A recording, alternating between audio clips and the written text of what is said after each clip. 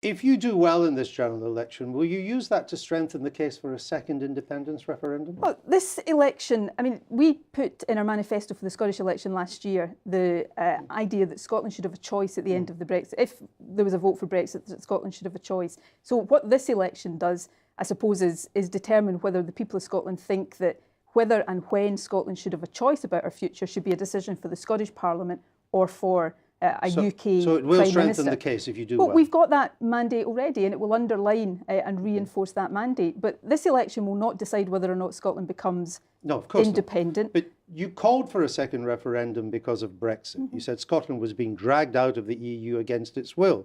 So can you confirm that an independent Scotland would immediately apply for full membership of the EU? I'd want an independent Scotland to be a member of the EU. But would it apply for full membership? Yes, we'd want to be a full member of the EU. You wouldn't settle for an interim deal? Look, or just being in the single market? Again, can I set this out? We tried to find compromise ground with the Prime Minister, whereby we would accept we were coming out of the EU, but see if we could keep the whole of the UK, and if not that, then Scotland in the single market. But you're talking here in the context of independence. So let me set out clearly, I would want Scotland to be a member of the EU.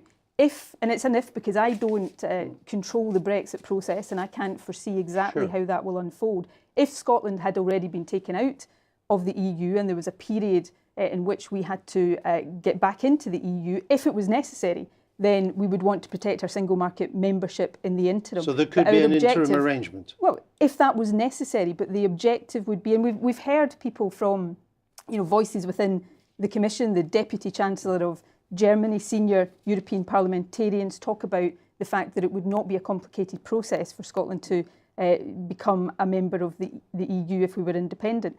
But that's if we're independent. I think in this election, because I want Scotland to have a choice, not now, but at the end of the Brexit process when the options are clear. This election, though, gives Scotland another opportunity. It gives us the opportunity to have our voice heard, generally in the House of Commons, but specifically in terms of the Brexit negotiations, so that we can try to make sure that there's not a deal that is bad for Scotland. The Prime Minister says that there won't be a second referendum on your timetable. If she wins and sticks to that, what will you do? Well, look, let's give the people of Scotland the chance to have their say in this election on June the 8th.